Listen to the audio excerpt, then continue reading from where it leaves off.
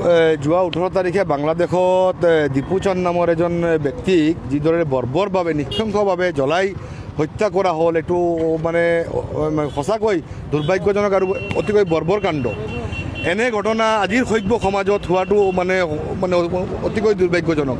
লগে লগে আমছুৱে ইয়াৰ বিৰুদ্ধে প্ৰতিক্ৰিয়া দিছে আৰু আজি আমছুৱে কেন্দ্ৰীয় কমিটিৰ নিৰ্দেশ মৰ্মে সমগ্ৰ অসমৰ লগতে হোজাই জিলাত বাংলাদেশৰ প্ৰধান উপদেষ্টা ডক্টৰ ইউনুছৰ প্ৰতিমূৰ্তিত দাহ কৰি আমি প্ৰতিবাদ সাব্যস্ত কৰিছোঁ আৰু আমি দাবী জনাইছোঁ যে বাংলাদেশত থকা প্ৰতিগৰাকী ধৰ্মীয় সংখ্যালঘু লোকসকলৰ নিৰাপত্তা সুনিশ্চিত কৰিব লাগে আৰু সেইসকলক মানে তেখেতসকলৰ জীৱন আৰু সম্পত্তিৰ নিৰাপত্তা সুনিশ্চিত কৰিব লাগে। আৰু লগতে ভাৰত চৰকাৰক আমি আহ্বান জনাইছোঁ যে অনতিপলমে বাংলাদেশৰ বিৰুদ্ধে কঠোৰতকৈ কঠোৰ বিহিত ব্যৱস্থা গ্ৰহণ কৰিব লাগে।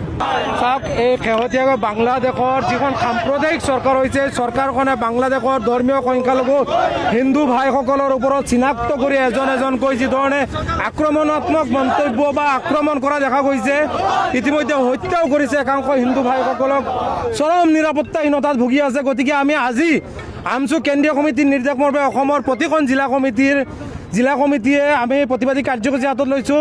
বাংলাদেশ চৰকাৰৰ অন্তৱৰ্তীকালীন চৰকাৰৰ মুখ্য উপদেষ্টা মহম্মদ ইউনুছৰ প্ৰতিমূৰ্তি দাহ কৰি আমি হোজাই জিলা আমছুৰ দবকাত প্ৰতিবাদী কাৰ্যসূচী হাতত লৈছোঁ।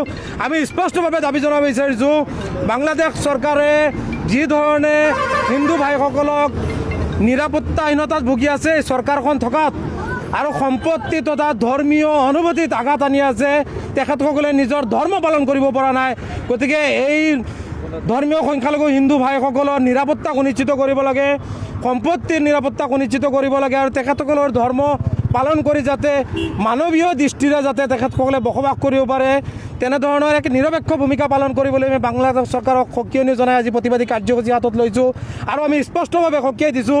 সমান্তৰালভাৱে আমি ভাৰত চৰকাৰকো আমি দাবী জনাইছোঁ, একাংশ সাম্প্ৰদায়িক মনোভাৱৰ বাংলাদেশৰ ৰাজনৈতিক নেতাই উত্তৰ পূৰ্বাঞ্চল তথা ভাৰতক আক্ৰমণাত্মকভাৱে সাম্প্ৰদায়িক মন্তব্য দিয়া পৰিলক্ষিত হৈছে। গতিকে ভাৰত চৰকাৰে এই ধৰণৰ এখন সৰু ৰাষ্ট্ৰ, যিখন ৰাষ্ট্ৰৰ ফালে ভাৰত চৰকাৰে চালেই ৰাষ্ট্ৰখন ধ্বংস হৈ পৰিব, সেই ৰাষ্ট্ৰখনৰ একাংশ সাম্প্ৰদায়িক মনোভাৱৰ নেতাই এনেধৰণৰ সাম্প্ৰদায়িক মনোভাৱেৰে যিবোৰ মন্তব্য দিছে আৰু আমাৰ ফালে চকুত হৈছে, এই ধৰণৰ ৰাষ্ট্ৰৰ ৰাজনৈতিক নেতাসকলৰ বিৰুদ্ধে ভাৰত চৰকাৰে যুদ্ধ ঘোষণা কৰি এই ধৰণৰ মন্তব্য বন্ধ কৰাব লাগে।